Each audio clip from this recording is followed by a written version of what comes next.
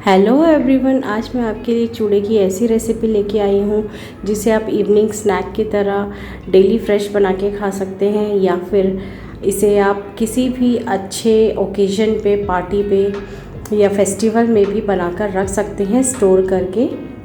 चाहे आप इसको ज़्यादा बना लें और इसको आराम से 15-20 दिन, 1 महीने के लिए स्टोर कर सकते हैं। और अगर आप घूमने जा रहे हैं तो भी आप इसे बना के ले जा सकते हैं। इसको बनाने के लिए मैंने नारियल लिया है, उनको पतला पतला स्लाइस कर लिया है, मूंगफली ली है, कड़ी पत्ते लिए हैं, बादाम, काजू और किशमिश ड्राई फ्रूट्स में लिया है।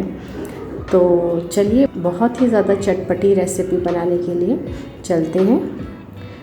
रुकीज़ किचन में अगर आप नए हैं तो आप मेरे चैनल को सब्सक्राइब करें और बेल आइकन को ज़रूर प्रेस करें ताकि मेरी लेटेस्ट वीडियो आपको मिलती रहे।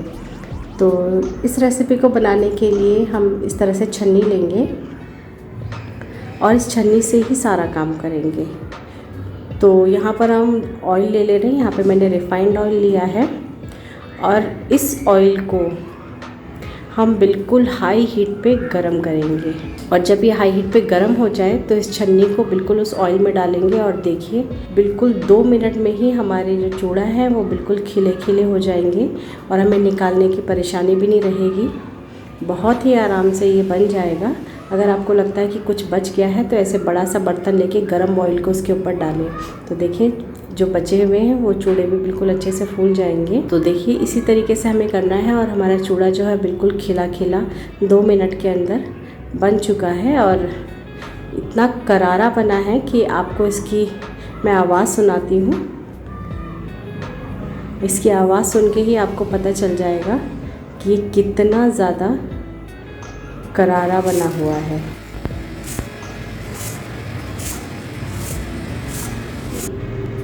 तो सुना ना आपने, हमारे चूड़ा जो है कितने ज़्यादा करारे बने हैं और क्रिस्पी बने हैं और बनाने में हमें सिर्फ और सिर्फ 5 मिनट लगे हैं इसे। देखिए हमारे जो ऑयल है उससे भी धुआं आपको दिखाई दे रहा होगा। इतना तेल हमारा गर्म होना चाहिए। अगर तेल हमारा गर्म नहीं हुआ तो जो चूड़ा है वो पूरा का पूरा तेल को पी लेगा और ऑयली सा हो जाएगा और बिल्कुल भी करारा नहीं होगा। तो सबसे ज़्यादा ख्याल अगर हमें इस चूड़े को खिला खिला बनाना है तो उसमें यही है कि जो ऑयल है बिल्कुल धुआं देने वाला होना चाहिए। और बिल्कुल आप डरिए मत कि ये जल जाएंगे, क्योंकि हमने इसे छन्नी में रखा है तो बिल्कुल हमारे हाथ में है। हम जब चाहें अब पूरे चूड़े को बाहर निकाल लें और जब चाहें उसको उसमें डाल के हम उसको, अगर वो थोड़ा कच्चा लग रहा है तो उसको उसमें डाल सकते हैं। देखिए धुआं आपको अभी भी दिखाई दे रहा होगा ऑयल में। तो बिल्कुल भी टेम्परेचर ऑयल का कम मत होने दीजिएगा, ये बहुत ज़्यादा इम्पॉर्टेंट है इसमें।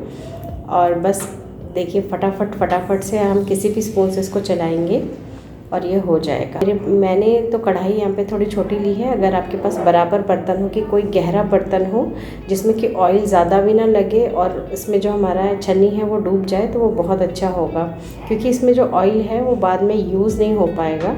चूड़े का जो अपना डस्ट होता है उसकी वजह से ऑयल जो है वो ब्लैक हो जाएगा। तो देखिए हमारा चूड़ा जो है वो कितना क्रिस्पी और खिला खिला बना है और हमें इसे बनाने में मुश्किल से 5 मिनट लगे हैं। तो हमारे चूड़े तो हैं वो अच्छे से भुन चुके हैं। चलिए हम बाकी चीज़ों को भी भून लेते हैं। तो हम मूंगफली को भी इसी तरीके से करेंगे, क्योंकि मूंगफली का पता नहीं चल पाता है और वो फ्राई होते कई बारी ज़्यादा ही फ्राई हो जाता है और उसका स्वाद बिगड़ जाता है। तो उसको भी हम बिल्कुल इसी तरीके से फ्राई करेंगे। यहाँ पर हम ऑयल का टेम्परेचर बिल्कुल कम रखेंगे, तो फ्लेम बिल्कुल लो कर दें यहाँ पर ताकि ऑयल का टेम्परेचर कम हो जाए। तो देखिए हमारी मूंगफली जो है बिल्कुल अच्छे से हो चुकी है, ना ज़्यादा हुई है ना कम हुई है। बिल्कुल इसकी साउंड आपको सुनाई दे रही होगी। ये भी बहुत करारी हो चुकी है। तो बस इसी तरीके से अब हम और चीज़ें भी अपनी फ्राई कर लेते हैं। यहाँ पे हम नारियल को करते हैं। नारियल भी हम इसी तरीके से करेंगे, क्योंकि ये पका वाला नारियल है, कच्चा वाला फ्रेश नारियल नहीं है, तो ये भी बहुत जल्दी फ्राई हो जाएगा। तो बस इसके लिए भी टेम्परेचर लो रखें हम ऑयल का और बस इसको भी इस तरह से भून लेंगे हम।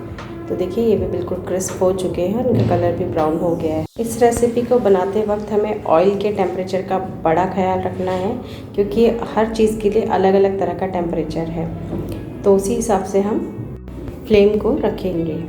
तो देखिए काजू के लिए भी हमको बिल्कुल लो टेम्परेचर चाहिए। इसे हमें लाइट ब्राउन करना है, इसे ज़्यादा ब्राउन नहीं करना है। तो बस फटाफट से इसको हम कर लेंगे। देखिए बिल्कुल लाइट ब्राउन करना है, ये भी क्रिस्प हो चुके हैं। आप चाहे तो अगर आपकी मर्ज़ी हो तो जो ड्राई फ्रूट्स हैं, क्योंकि थोड़े थोड़े हैं, तो आप इनको देसी घी में भी फ्राई कर सकते हैं, पर मैं इसी रिफाइंड ऑयल में ही कर रही हूँ। देखिए जो ऑयल है उसका कलर आपको दिखाई दे रहा होगा, बिल्कुल ब्राउन सा हो गया है। वो चूड़े में जो डस्ट है उसकी वजह से हुआ है, इसीलिए मैं कह रही थी कि ऑयल उतना ही लें जितना कि हम इस पूरी रेसिपी में उसको यूज़ कर पाए, क्योंकि बार बार यूज़ किया हुआ ऑयल खाना तो आपको भी पता है कि बिल्कुल सेहत के लिए अच्छा नहीं होता है। तो देखिए हमने अपनी किशमिश को भी अच्छे से भून लिया है, ये बिल्कुल अच्छे से फूल चुकी है फ्राई होके। तो अब हम बाकी बचे हुए ड्राई फ्रूट्स को भी फ्राई कर लेते हैं।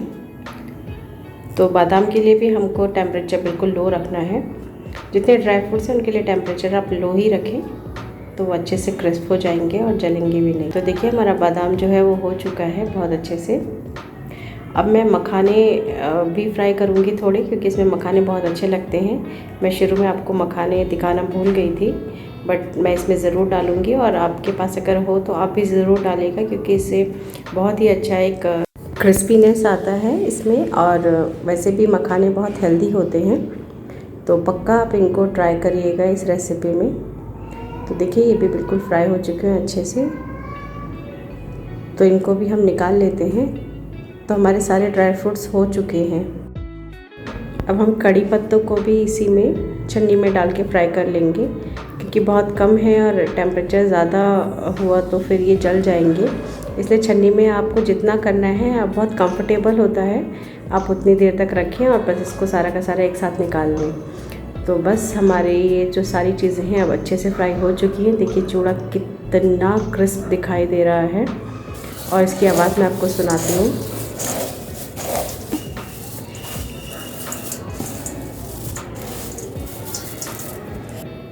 इतनी देर रखने के बाद भी देखिए चूड़ा कितना क्रिस्प है।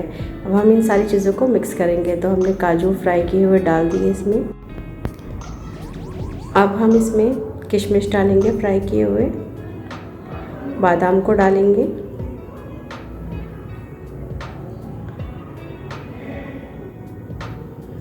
मखानों को ऐड करेंगे इसी में,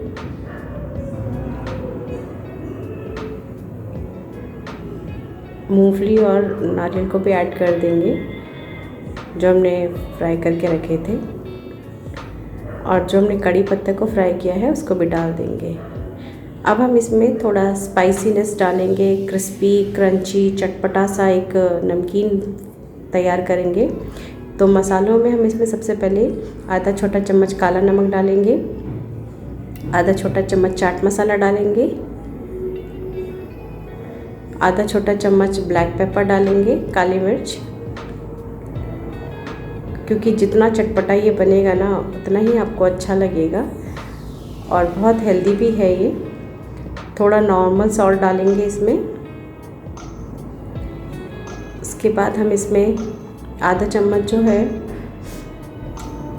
जो चीनी का पाउडर होता है उसको डालेंगे, और बिल्कुल 1/4 स्वाद के लिए हम इसमें किचन किंग का मसाला डालेंगे, और 1/4 ही हम इसमें गरम मसाला डालेंगे। किचन किंग और गरम मसाला मैं इसलिए डाल रही हूँ क्योंकि इनका फ्लेवर तो आएगा, पर ऐसा बहुत ज़्यादा नहीं लगेगा कि इसमें कुछ डाला हुआ है। जो मैंने किचन टॉवल है उसको निकाल लिया और मैंने एक्स्ट्रा ऑयल के लिए रखा था कि वो सोक कर लेगा जो एक्स्ट्रा ऑयल है। अब हमें केवल मिक्स करना है, तो हम उसको निकाल लेंगे और सारी चीज़ों को बहुत ही अच्छे से मिक्स कर देंगे। तो देखिए कितनी चटपटी और हेल्दी सी नमकीन लग रही है, जिसे बनाने में मुश्किल से 10 मिनट लगे हैं। और इस दिवाली आप इस रेसिपी को पक्का ट्राई करिएगा नमकीन में, और ये देखने और खाने दोनों में ही बहुत ज़्यादा हेल्दी और टेस्टी है।